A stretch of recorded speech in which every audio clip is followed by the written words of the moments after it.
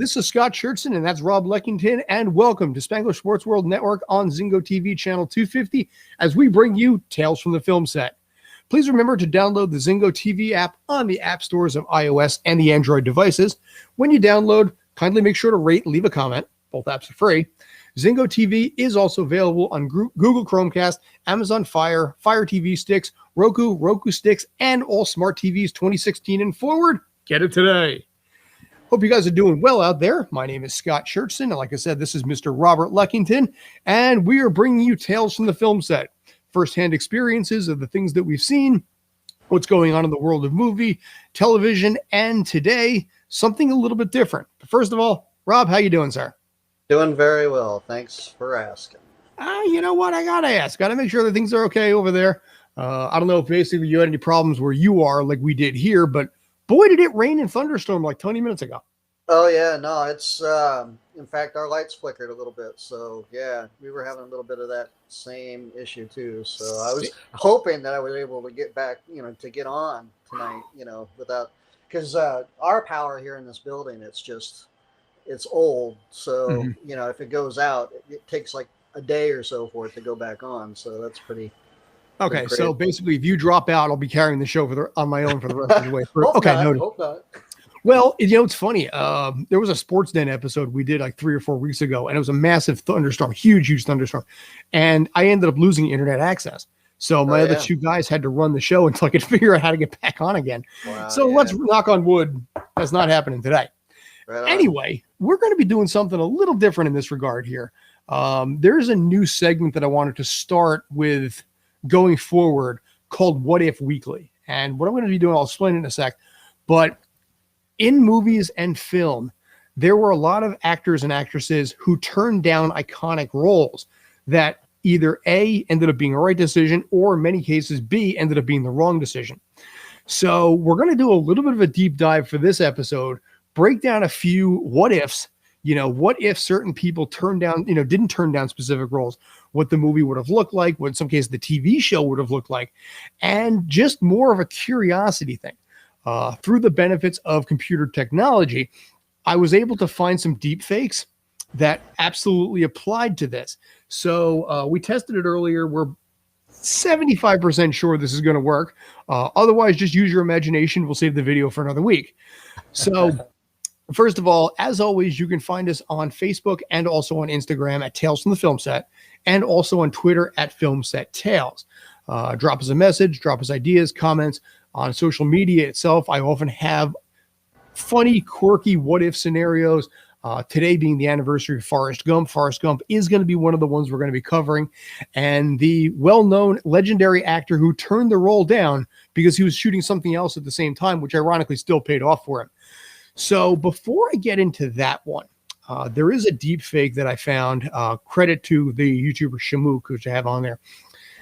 Janet, can you pull up the Indiana Jones one first? In this particular case, this is pretty much common knowledge, I think, but legendary actor Tom Selleck was originally offered the role of Indiana Jones that went to Harrison Ford, but because of his scheduling issues with Magnum PI, he was unable to do it. Thankfully, because of the power of technology, there was a deep fake that was created so you can see firsthand what it would have looked like if he was able to do it. Now, the video is a little choppy. We're working the kinks out. But yeah, if you could hit play on that, that'd be awesome.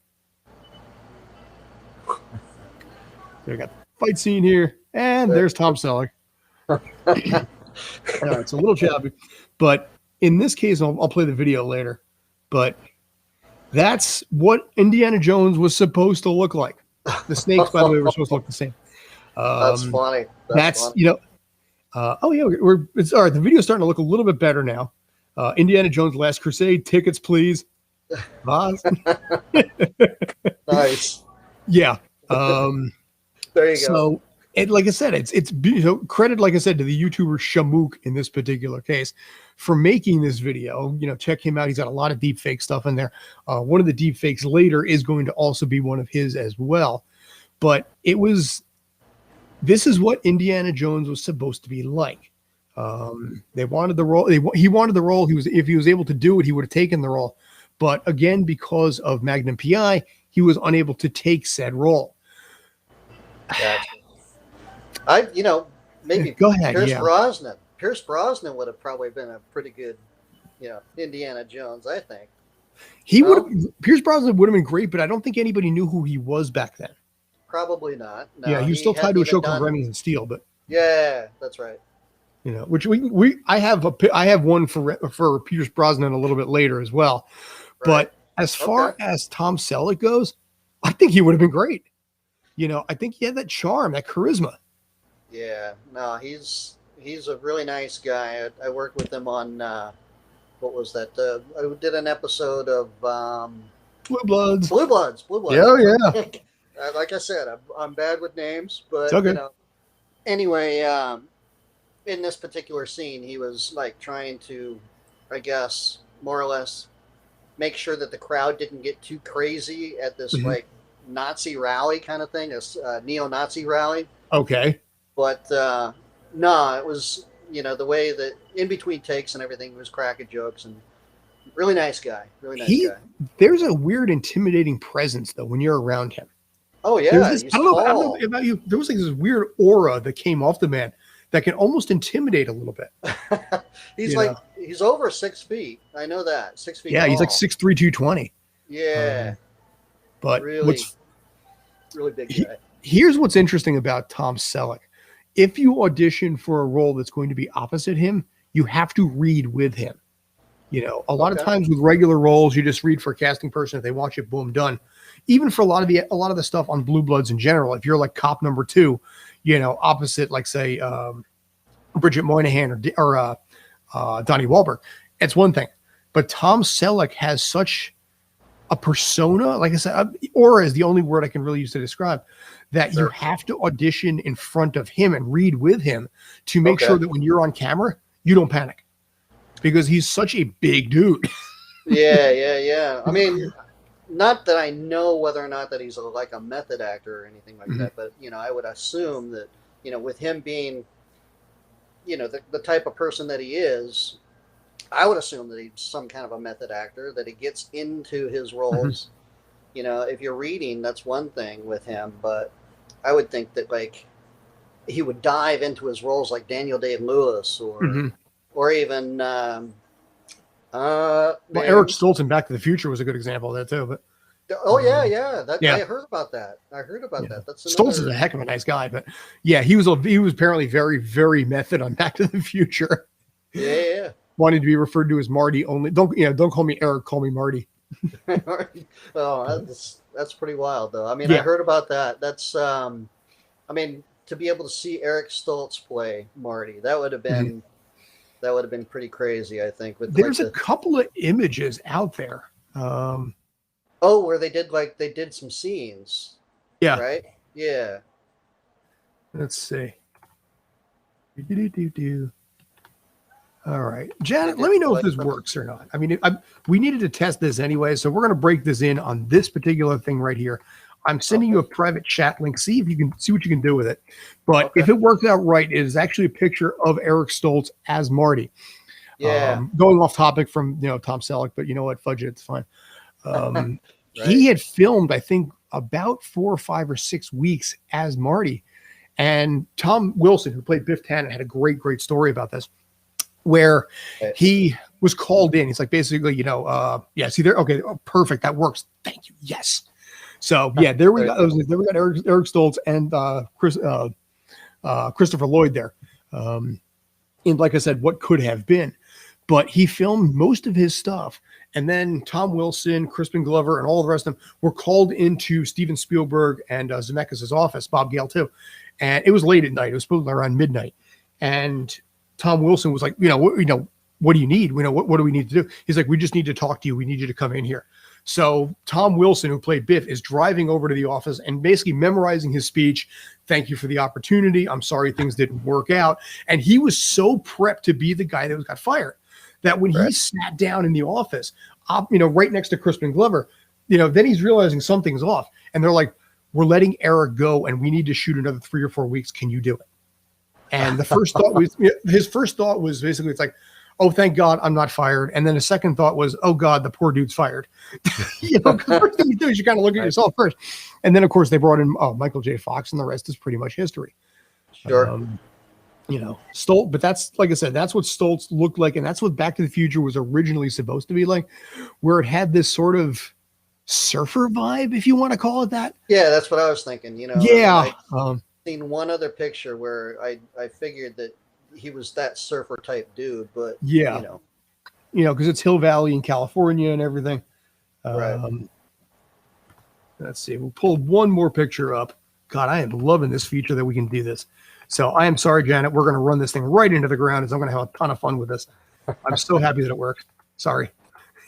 Janet, by the way, is our brand new and amazing talented producer who's really being thrown to the wolves in this particular case by the poor schmuck who's hosting the show.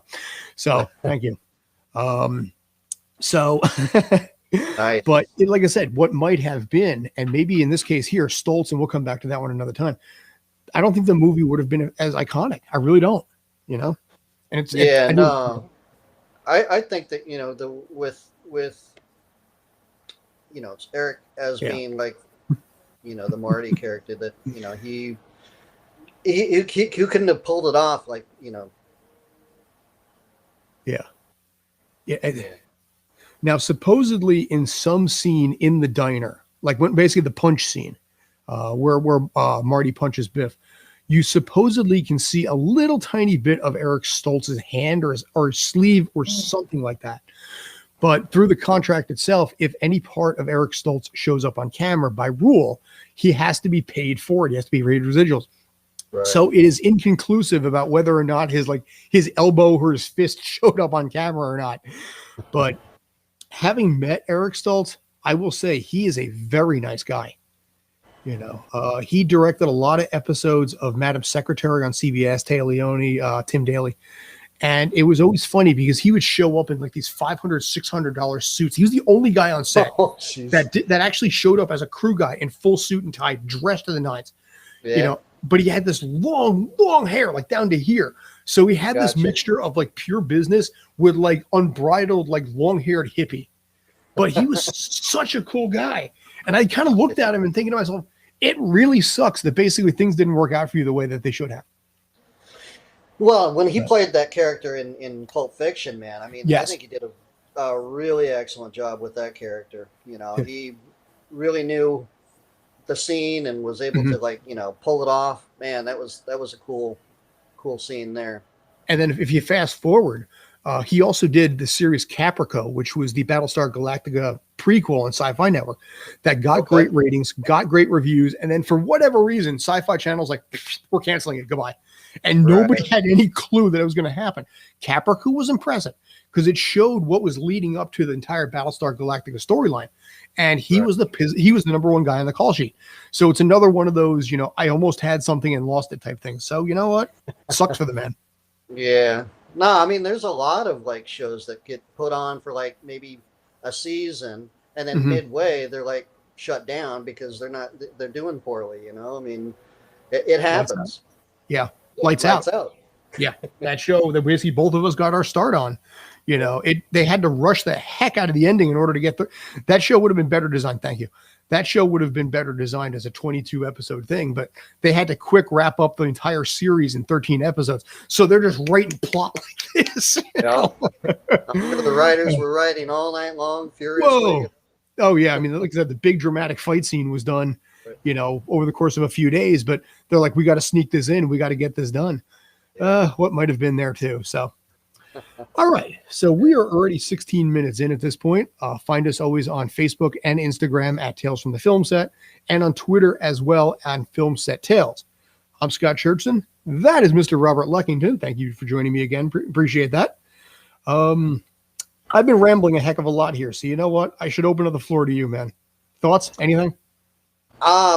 Really, I mean, I'm just happy to be here, man. This is new to me because, I'm not really put on focus like this, So when I'm doing scenes and things like that, I'm working with direction. They're telling me, hey, do this, do this, do this. So, I mean, for me, what you're telling me is you need me to give you orders and bark your. No, not that. Not that. It's just, I got to get used to being on camera and working in this type of environment because, for me, it's just, it's a learning curve. That's That's okay. for sure. You know what? Before you're great, you got to be good. Before you're good, you got to suck. That's just usually how it works. There Anyway, you I think go. just in general in life, you know. Pretty much, man. So yeah, but listen, you've been fine. No, dude, you've been awesome. Don't even think otherwise. Thank you. So Yeah, no, it's been fun being a part of it so far. So thanks. So far, learning a little bit, Yeah. But so all right. So in this case, I want to move back to the other deep fake that I have for today. As I had mentioned, today is the 27-year anniversary of the release of Forrest Gump. You know, a movie that obviously has gone down in history as one of the greatest films of all time. A movie that differentiated a little bit from the book, just a tiny bit, not a whole lot. Second book was definitely different, but Gump and Company. But it was interesting because there was someone else who was offered the role as Forrest Gump, but he had to turn it down because at the time, and this worked out okay for him anyway, he was filming Pulp Fiction. So if we can pull up that next deep fake, again, thanks to YouTuber Shamook, we have a deep fake of what John Travolta would have looked like as as Forrest Gump. There you go, man. That's actually looking pretty good, man. You know, it's actually, I was say, this guy did a really, really good job of this. So like I said, check him out on YouTube. If you're into deep fake, he's got a ton of them, both in the industry like this, but also just random weird things that might, like for example, he switched Harrison Ford out for whatever the other guy was in the Han Solo movie. He's got a bunch of stuff like that. But yeah, I love this one. I think John Travolta would have been interesting. I mean, it's hard to imagine anybody but Tom Hanks taking that role. Right. But I think if John Travolta did it, I think he would have done a really good job because he later on after this, he did Phenomenon, he did Michael, roles that were a little off kilter, a little skewed in certain ways. So I think he would have been okay on this and I think he would have done really well. But give me your thoughts. I as far as the voice, the inflections and things like that. Jenny. Yeah, the sort of the southern, whatever you call that type of that Alabama drawl. Right, sure. I know of a person that I had mentioned that word before and she was like, no, it's not what we call it down here. So, but yeah, no, I mean the inflections and things like that for him to be able to do like what Tom Hanks ended up doing in the film. That would have been interesting to see, I think, as far as some of the things that he said and did. And, that would have been interesting for me, I think. But, it's funny. You'd only be looking at it from the perspective of what you know now. If you didn't know what it would have been, you would have had no point of reference or nothing to compare it to. So that would have made it, I think you wouldn't have known any better. What if Annette Bening had taken the role of Catwoman or Sean Young? I mean, for God's sake, Sean Young showed up to a Tim Burton film in costume. It's like, let me be. Yeah. I forget it was, really? I forget which movie it was that she did. Or she literally just showed up, crashed his film set dressed as Catwoman. And, wow. That kind of stuff may work in movies, but usually doesn't work in real life. And, but hey, you never know. Yeah. You might have somebody showing up, wearing like a Batman costume or something like to your next party, and you'd be like, "Is that really Batman?" Maybe it is. You don't know. Maybe it really was Batman. I mean, listen, it's been statistically proven. It's been statistically proven that nobody has seen you and Batman in the same room together. So, what does that tell us? You can't prove that. I can't prove that you're not. That you're Batman, but I can't prove that you're not either. Exactly. Well, yes. I mean, hey, it's the mustache. Exactly. Yes. You got that whole rocking thing going on. There you go. But speaking of Batman, since we mentioned that, Pierce Brosnan was offered the role of Batman. And let me pull, he actually had a quote. Let me see if I can find that. I'm going to scroll back up here. Henry Winkler, Jack Nicholson. Yeah, I'm going to get to that one too. Albert Brooks. Scroll. See,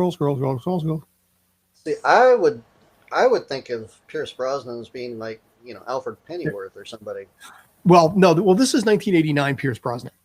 Okay. So this was one of those things that, I don't think he even did James Bond yet, but he had he had that good looking thing. But yes, his line was, any man who wears underpants outside of his pants just cannot be taken seriously. So as a result, Brosnan did not actually do the role. It went to Michael Keaton instead, which of course the rest is history. I wonder how he said that statement. Whether he ended up getting the part, so he must have done a really good job. Well, he had worked. I mean, obviously, a lot of people knew him as Beetlejuice, right? And a lot of the confusion was, okay, you got Beetlejuice playing Batman. You got the guy from Mr. Mom and Gung Ho being your Batman. Right. But what's interesting about it is not only was Pierce Brosnan offered the role of Batman, but the next picture we're going to be pulling up was offered the role of Joker and turned it down, thinking that it wasn't going to make any sense. And then realized that it was one of his biggest mistakes, because it was also offered, in this case, to both Robin Williams, and also as well, it was also offered to Jack Nicholson. That man, if we can pull that guy up. All right. When we see it, we'll see it. John Lithgow. John Lithgow was offered the role of the Joker. There we go. So, thank you. John Lithgow was offered the role of the Joker, but did his best to try and basically convince them that he didn't make sense for it. Part of the challenge was, if you remember, he'd done the Twilight Zone movie. I think at that point, he did Adventures of Buckaroo Banzai Across the Eighth Dimension, which is a criminally underappreciated film. Sure. And he didn't really want to do a psychotic role, and did the absolute best that he could do to turn it down. And as a result, he came to regret it, because he found out later that Robin Williams and Jack Nicholson were also approached for the role. Jack Nicholson obviously got it, did a phenomenal job, and arguably one of the best movie Jokers. Thoughts? Oh, yeah. No, I think that Jack Nicholson did a really fantastic job. Although I'm partial to the Christopher Nolan series, but, as far as like the 80s and the early 90s Batman films, I think Jack Nicholson did a really amazing job. So very, I don't want to say authentic, but, I mean, as far as the craziness of it, and just the way he moved and the way he was, I think he did a really great job as the Joker. So he did. But what's interesting, when you think about it, also, he had no point of reference. All the Jokers going forward had something to pull back to. Even Mark Hamill had something to pull back to. He didn't. Cesar Romero from the 60s. Yeah, but that's different. Joker. Yeah. I mean, in my thinking, as far as the Cesar Romero Joker, he had almost the same suit for the most part. I mean, very flamboyant. Very flamboyant with the sort of, I call it like the Colonel Sanders tie. Purple and green. The green hair, the white face, the red lipstick, and everything. I mean, when I saw the Jack Nicholson Joker, I had like, wow, this looks so much like the Cesar Romero Joker, with the suit and everything that, I mean, maybe he drew on that. I don't know. I'm thinking that there's other, even the comics themselves. I know that, like, they've had the Joker in whatever sort of, situations that he was in the comics and things like that. So, maybe Jack Nicholson had some kind of something to draw from, in my opinion. He could have, yeah. Just also probably in his just general known for playing a little bit off-kilter characters. Obviously The Shining, even if you go back as far as the original Little Shop of Horrors. I mean, he was the masochistic patient in like the 1960 or 63, whatever that was, version of it. But yeah, Cesar Romero, the only difference is in this case, he had Cesar Romero physically, but Cesar Romero had a surfing contest against Batman where he won. That was, I believe, season 3 there. Batman had like, bikini, like bathing shorts on over his tights. And it's kind of, like I said, it's a little bit of an apples and oranges, even though it's the same sort of character. Right. But every Joker going forward has been pulled at least a little bit. Mark Hamill has gone on record by saying that it was initially extremely terrifying voicing the Joker in the animated series, Oh, I because bet. Yeah. not only because he took over that iconic role of Jack Nicholson's iconic role, but also because Tim Curry had the role of the Joker previously. And they ended up, Tim Curry had to drop out. So Tim Curry already had a phenomenal career at that point. So here you got Luke Skywalker taking over a role that was made famous by Jack Nicholson, and then you're replacing freaking Tim freaking Curry and being like, all right, go do it. Right. Yeah. No, a lot of the Tim Curry films that I've seen, I just, for me, he's a visionary in what he does. But for me, it's like, I don't know. I mean, I just can't get into that style, it's almost cartoonish in a way. For me, I like that darkness of the Christopher Nolan series. I mean, well, it has a special bond for you. Oh yeah. I mean, he made those films gritty, man. Us being a part of the third, installment of that, The Dark Knight Rises. You got a sense of what it was that he was trying to do while we were on set for those few days that we were on set and things like that. But when he came and that film was finalized and edited and put out, I mean, the way that The Dark Knight Rises came out, it was just gritty as and that's what I like. But, I mean, for me, I'm thinking like the Tim Burton, from the, what was it, the 90s? I think it was when he did his Batman. 89 was the first one. 92 was Batman Returns.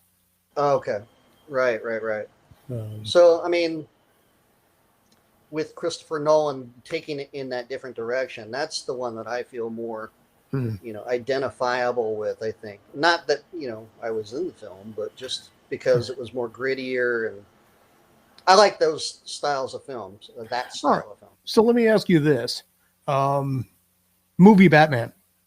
Forget Adam West. He had a movie, but we're going to count that as a TV show.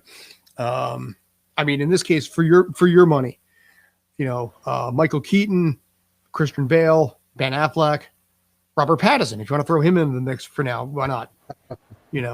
Who's your go-to Batman? As far as my go-to Batman, now I haven't seen the Ben Affleck one, so that kind of rules that one out. I mean, although I did see some of the promotional photos and things like that for his character and how he was all bulked out, and you could actually see the veins in the that's kind of interesting. But for my money, I think that Christian Bale is probably the best of all the Batmans in the later series of Batman films. Okay. So, I would probably have, here's the thing. I'm not big on the Christian Bale one because I'm not big on the voice. Because same here. It's like, you're not going to sit here and talk like this the entire time, But, exactly. Good. I totally get it, and for me, I don't know. I as far as like Morgan Freeman being like his, Arsenal guy, and the fact that you have Michael Caine playing Alfred Pennyworth. Fair. That series of films, the way it came across in the big picture, it just, for me, it's what it gets. When it comes down to the actual Batman, I'm thinking, okay, well, Christian Bale is probably the most charismatic of them all. I want to say. As a Bruce Wayne, you mean? As a Bruce Wayne / Batman, yeah. Now, again, I haven't seen the Ben Affleck one, so I'm not really sure how that comes across and everything. But for my money, I think that, film-wise, Batman-wise, and even like with Christian Bale, he's like, he seems like he's young enough to be like a Bruce Wayne, and to me, Michael Keaton being, Batman, I think that he'd be like my close second, I think, just the way he was as Bruce Wayne, I think, he makes a pretty good Bruce Wayne. As far as Batman goes, I mean, the suit, that's another thing. For me, the suit has a lot to do with who Batman is. I don't really know that they went too far with like the grappling, as far Mhm. as like the gun, shooting and like just being able to fly and stuff like that with Michael Keaton's character. I know that he did spend a lot of time in the Batmobile. They had one scene there where he used the bat grapple. Where does he get Right. those wonderful toys? That's right. You're right. You're right. The But Joker being. out of respect, though, to be fair, I should at least give the opportunity here. But Val Kilmer and George Clooney also played Batman. There you go. I don't think anybody really holds a candle. Basically, they kind of fall into the same category of Batman, like Jared Leto fell into like the role of Joker. You played Right. it, but kind of not really going to rank that high. I totally agree. I mean, Val Kilmer, I don't really see George Clooney as being like a Batman, Bruce Wayne type character. It was weird, with bat nipples and a bat butt. Now maybe Christopher McDonald was the one who played Robin in the film. Chris. Shoot, I can picture the guy too. Yeah, he's on like NCIS or one of those like. Yeah. I'm bad. Oh my God, how am I drawing a blank here? I that's a good question. Christopher McDonald, I think. O'Donnell. Wow. O'Donnell. Christopher O'Donnell. There you go.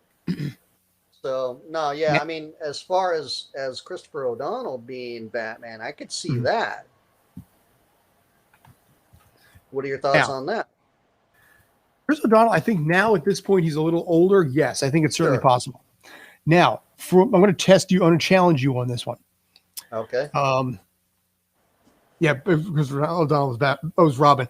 Yeah, thank you, Janet. Yeah, unfortunately, thank you. I actually literally drew a blank on it, and I feel like a complete idiot now. However, I'm going to try and redeem myself a little bit on this, and if you don't know the answer, it's okay. Most don't. Do you know who was supposed to probably play Robin in the second Michael Keaton Batman movie, Batman Returns? Who? I heard a buzz way back when. Mm-hmm. He was known for his In Living Color days. Jim Carrey? Nope. No? No, sir. Okay. The only other person that I could think of that could really play a Robin character would be, and that came from In Living Color, would be somebody like Tommy Davidson. All right. Actually, you're getting closer. Here, let me do another picture here. By the way, I'm not even close to running out of pictures, but we are running out of time. So, Janet, thankfully to you, you're almost done with this. Oh, there you go. Okay. You saw it? Okay. Oh, yeah. It's probably showed up in the URL. Yeah. Right. Marlon Wayans was actually considered. Actually, there was going to be talk about having Marlon Wayans as Robin, which would have been really cool. Sure. But, I mean, being from like, the wasn't like Robin's character, wasn't like his family killed by the Joker or something like that? They were not killed by the Joker. They were killed. There was a mob. There was a thug who wanted, basically forced the parents to pay money. When they refused, he cut the rope and killed them because because Dick Grayson was part of a group called the Flying Graysons. And, right, that's right. So as a result, yeah. But I think honestly, looking at Marlon Wayans there, I think it was Marlon Wayans in Dungeons and Dragons, but dude, that freaking works. That could be. I mean, he could definitely be a Robin. Oh yeah, I can see it. I would have loved to have seen that. I mean, hey, Chris Rock was supposed to play Jimmy Olsen in the Superman Reborn, the Kevin Smith one. Chris Rock would have been a good Jimmy Olsen. So you know what, this could work too. That's interesting. Yeah, Jimmy Olsen, Chris Rock, Jimmy Olsen. Yeah, that was supposed to happen. That was the one where Nick Cage was supposed to play Superman. Gotcha. And they had to fight a giant spider in the third act. Look that video up if you ever want to see, get absolute hilarity on how the movie process works. I'll definitely do that. All right, so we got a little under 20 minutes left.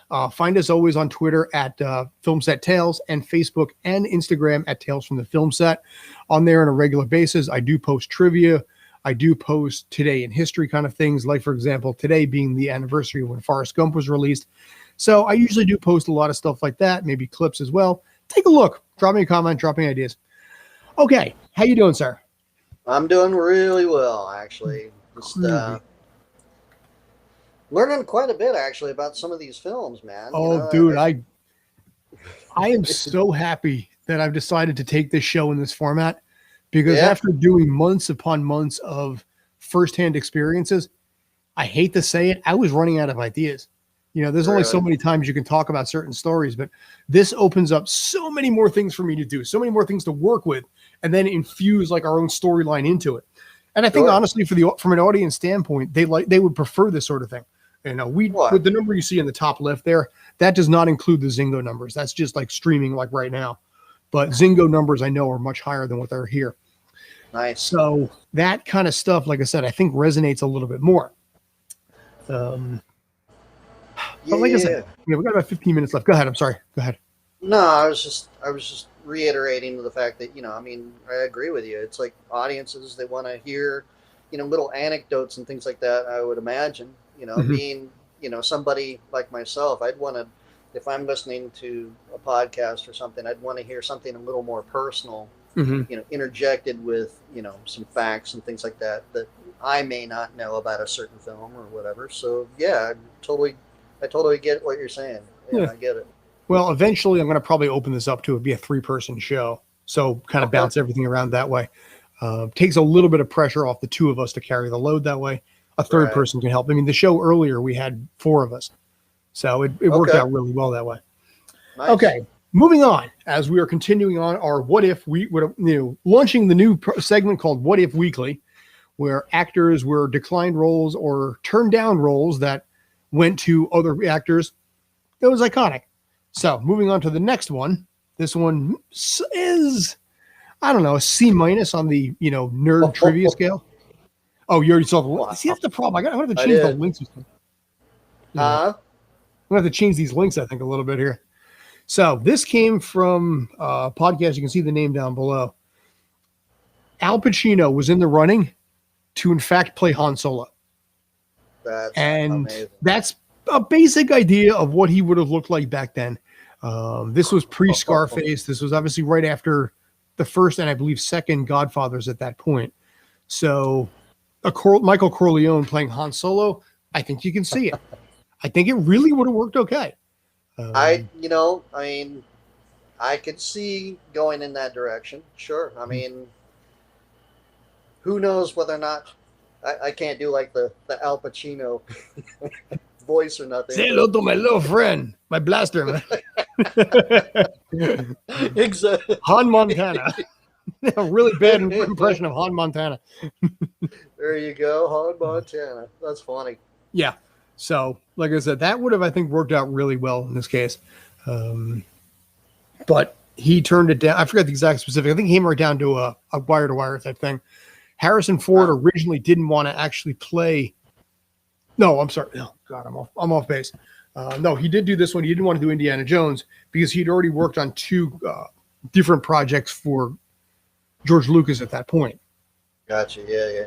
But now in this particular case, I don't know if they would have adjusted it so Han didn't shoot first, or shoot at the same time as Greedo or whatever they would have done in the remake. That would have been a whole new dynamic, man. Oh yeah, But like I said, I think he's got the look. I think he's got the swag, and I think it would have worked out really, really well to see that kind of thing transpire.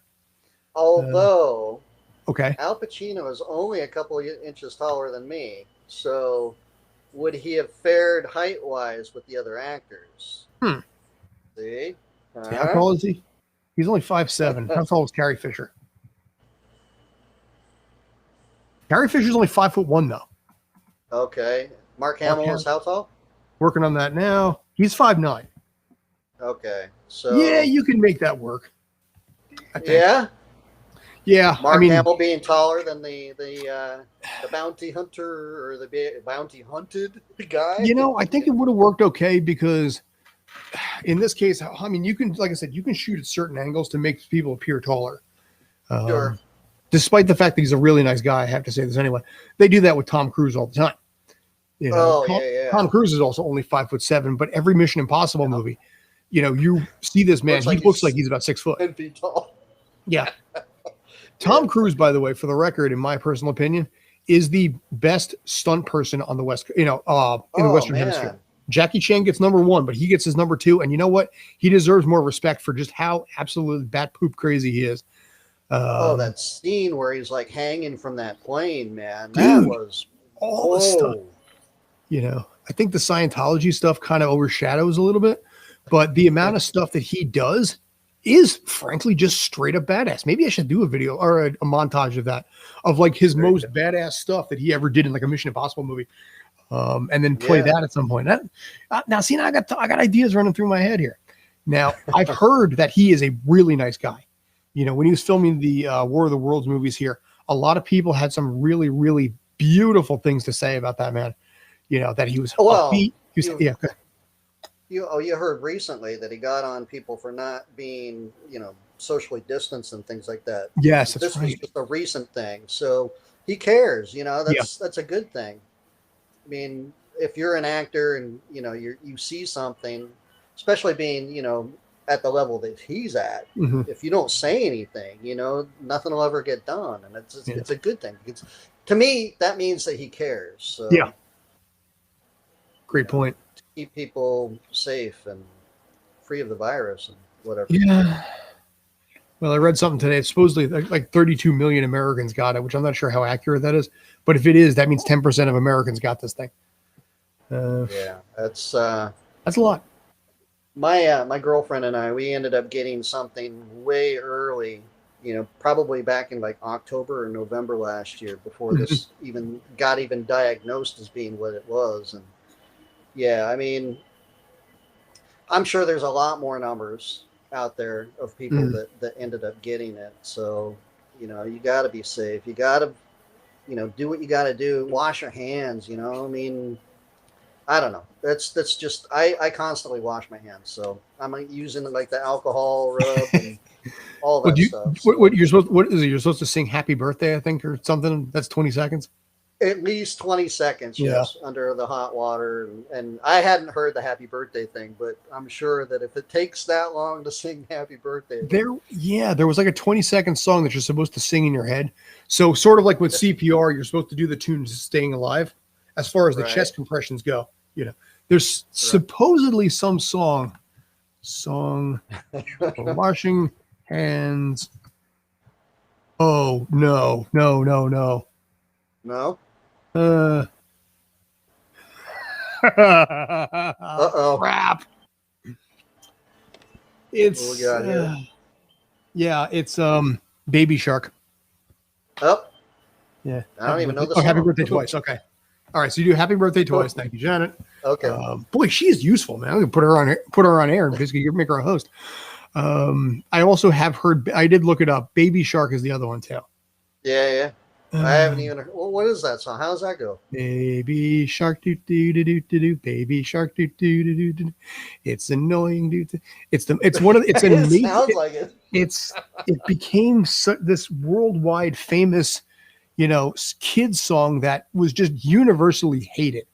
It's one of those songs that kids, that like toddlers would play 177 times in a row until their parents were like, enough, I'm done.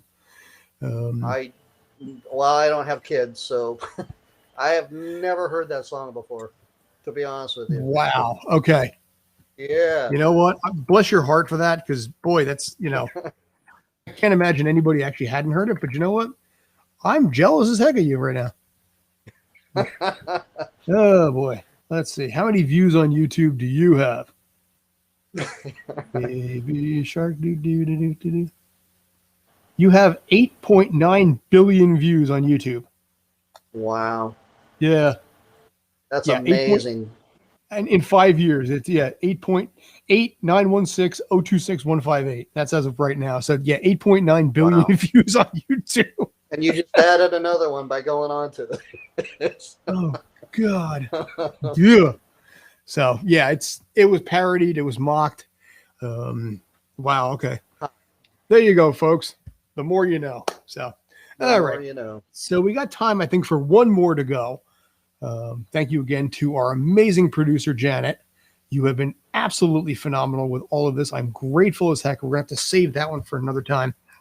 But we talked about the actor who played a role, and also an actor who didn't end up getting a role and turned it down, and also a previous actor who was in this series. So let's go with this. We got one more to go. Okay.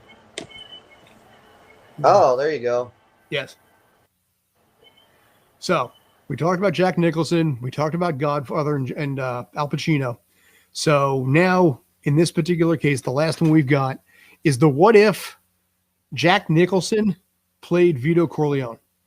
Oh, there you go. Yeah. That would have been Don Corleone. Or Michael Corleone. That would have been bizarre. I think he would have been more good.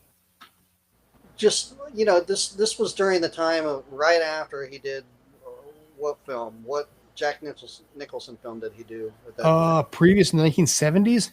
I'm not sure. This was pre-Shining. I know that. You're right. The only thing that I could think of that was like 1969, he was in that film, Easy Rider. Okay. Okay, and then right after that, he was in another film, but I don't remember the name of that film. So, and that would have been around that time, I think, because didn't they start filming The Godfather in like 73, 74, something like that? 73, yeah. Yeah. So let's look at the man's resume here. All right, so around that time, 5 Easy Pieces, Safe Place, King of Marvin Gardens, okay. Easy Rider, like you mentioned. 2 episodes of the Andy Griffith Show. God, that must have been weird. All right, I'm going to see if I can't find that one. Not for now, but boy, that's something for later. Nice. Got to be out there. Like when you see Christopher Lloyd in like Hawaii Five-0. Okay, wow, yeah. But yeah, in this case, he turned it down because something that obviously has become synonymous now is he wanted the role to be played by someone of that ethnicity. So as he put it, Italians should play Italians. And of course, it went to Al Pacino. Everything worked out perfectly fine. But it was a curious what if, because I'm pretty sure he would have been a little more demented and a little more psycho. Sure. I mean, I could see the Al Pacino character. I mean, I remember seeing The Godfather when I was a child. I mean, of course, when you're a child and your parents let you watch R-rated films and stuff like that. Mine never did. That's not a good thing, but hey, never did. Well, it's like we went and saw Taxi Driver. Okay, we had taken one of my mom's aunts to the drive-in. I was probably like 5, 6 years old at the time. We all loaded up the car and went to the drive-in. And we all watched Taxi Driver. It was like, being a kid that young and seeing a movie like that, you're like, wow, a lot of violence and stuff like. My parents, they were cool, I mean, growing up around that type of Starsky and Hutch. That was another show that I used to watch when I was a child, I mean, and I grew up to be like this really wholesome dude, I don't go out and murder people like you would think if you were to like watch shows like that. My thesis, my thesis in college, I was writing about what it would, what it's being a child, being subjected to watching movies and shows like that. Would you end up being like, a psychopathic type person when you get older, kind of thing? But yeah, no, I'm lost here. I'm trying to roll with it here. But no, with my thesis and everything, haven't quite finished it. Still working on it, trying to get all the numbers down and everything. But as far as what I could come up with, there's inconclusive evidence to say that if you watch shows like that when you're a child, you become like a violent person when you get older. So that's a good thing. Here's my take. Not necessarily a good thing. It depends on the parents. Okay, let me just I think parents. I'm just going to spout off on this one real quick. We only got about 2 minutes to go into it, so I have to make it short. Right. I think it depends on the individual child. Now, me personally, I am extremely susceptible to everything that I watch. So my Netflix, my Hulu, it's comedies, it's anime, it's safe stuff. Robin, she could binge watch 6 straight hours of like Law and Order, where you got like pedophiles preying on 4-year-old kids. I can't handle that because I become very depressed. If I watch too many action things like 24, I've got on DVD, I can't watch 24 because it makes me more aggressive psychologically. For some reason, it's just me, how I roll. I just am very, very, very susceptible. Other people probably aren't, but I just happen to be. And as a result, I'm so careful about what it is that I do because I don't want it influencing my melon up here. My own thought, like I said, it's like, that is a good thing too, man. I mean, it is up to the parents, long as you got a good, good solid foundation. There you go. Like I said, that's the way, that's a conversation probably for another time. If we ever, that's a deep dive right there at some point. It is a deep diver. But we are going to have to wrap this up because you're getting the alerts. You probably saw them down below. We've got like a minute at best. Any final thoughts though, if you got them? I'm good. I'm glad that we had this time and was able to talk about what could have been. Some films could have been a lot different. And I got a ton more. Oh, Nelly, I got enough to last me probably months at this point. We could do full episodes like this, and I probably could run all the way through September, October. Wow. That's good. With images and the whole shebang. But time for, basically for another time. As always, this show is available on 5 different continents across 35 different platforms, plus 35 plus. Find us always on Facebook and Instagram at Tales from the Film Set, and also on Twitter at Film Set Tales. For myself, I'm Scott Churchson and Mr. Robert Luckington. You can find us both on our little links down below there. This is Tales from the Film Set. Thank you for tuning in. Huge thanks to our producer, Janet, for doing yeoman's work. In this particular case, she just got involved and suddenly I just dropped a ton of stuff on her. So bless your heart. Thank you so much. You rock, and bless you. And thank you. But this has been Tales from the Film Set. Thanks as always for tuning in. I appreciate it. You guys rock. Stay awesome.